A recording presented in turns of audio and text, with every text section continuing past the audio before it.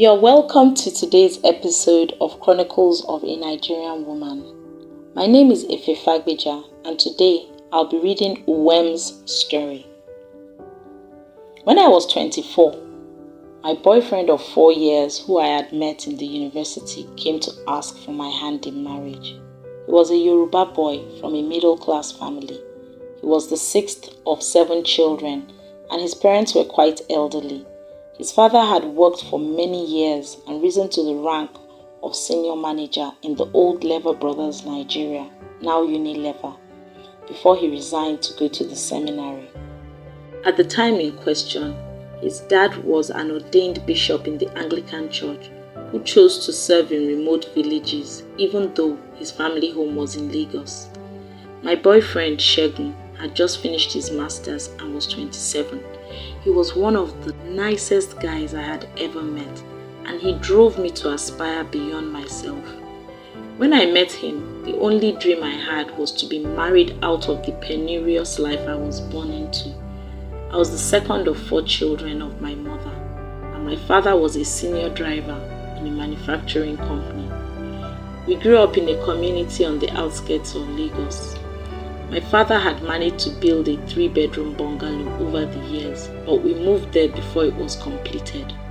Once the house was completed, when I was about 15, my father married a younger second wife with whom he had 3 children, and we all lived together in that house. Money was tight enough before my stepmother and her children came, so things only got worse. My mother was a tailor, and she struggled to ensure that we could go to university so that we could get a better future. I was brilliant, so it was easy for me to get admission at 18 to study English education, which was what I wanted.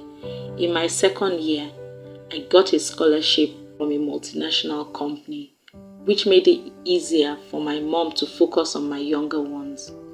My vision was to get married and get out of the life I had, to get a stable teaching job with the government, and to rise to the position of principal someday. But all that changed when Segun came into the picture. He challenged me to get a master's degree and even aspire for a PhD if I wanted. He said I would set up a school and teach Montessori, which was relatively new in Nigeria at the time. I actually started to envision a life I never thought was possible. Segun brought out the best in me, and his parents loved me too. I knew my future was with him. I was afraid of taking Segun home because I knew he would be given a tough time, but it had to be done if we were to get married. After Segun met my father and made his intentions known, my worst fears were confirmed. He was given a list of items to buy for him to be allowed to marry me. Among those items were a sewing machine each for my mom and my stepmother, a motorcycle for my dad, a suitcase of expensive materials for me, clothes and shoes for my parents. All this apart from the drinks, the goat, food items, different categories of money, and my bride price. Plus, he would have to handle all the wedding expenses. It was an impossible list. Segun's parents came to visit my parents and to speak with my father, but he was adamant.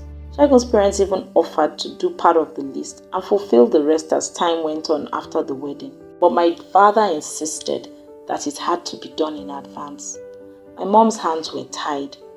I was crushed. We pushed the issue back and forth for over a year. I was working at a private school, and Segun was teaching in the university in line with his plan to pursue his PhD. Our joint savings did not put a dent in the money we needed. Segun's parents were willing to put in their best, but they did not have a lot of money. He kept trying to encourage me, but I knew that my father would never budge. I suggested that I get pregnant, but Segun was an honorable man and wanted us to do things the proper way. We would not consummate our relationship until after we were married. About 16 months after Segun met my father, I decided that I was not ready to lose the man I loved. I got my mom's blessing to have a court wedding outside my father's permission. Culturally, our marriage would not be recognized, and if anything happened to me, Segun's life would be made miserable by my family. He would have to perform marriage and other traditional rites with my corpse and pay for each child we had together. It was a risk we were willing to take. Being people of faith, Segun's parents saw reason with us and were willing to support us in every way they could. We got married in a small ceremony with my maternal uncle standing in as my father. My dad disowned me and said he never wanted to have anything to do with me anymore. He also kicked my mom out because of this. Their relationship had been strained since my stepmother's arrival anyway, so my mom wasn't bothered. About a month ago, we celebrated our 25th wedding anniversary.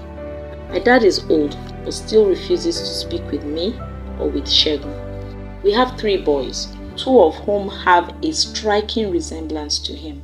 For a long time, I lived in fear of what might happen and kept trying to appease him. But a few years ago, I decided it was best if I left him alone. I have built a wonderful life with a man who puts me and his children above everything, and it has definitely been worth the sacrifice. However, I know that these traditions still continue to affect many women from my tribe, and I am trying to raise awareness about it and find a way to end the bride for sale syndrome. What's your opinion on the matter of brides for sale in some parts of Nigerian culture? Please share your thoughts in the comments below. Don't forget to subscribe and to turn on the notification bell so you never miss another story.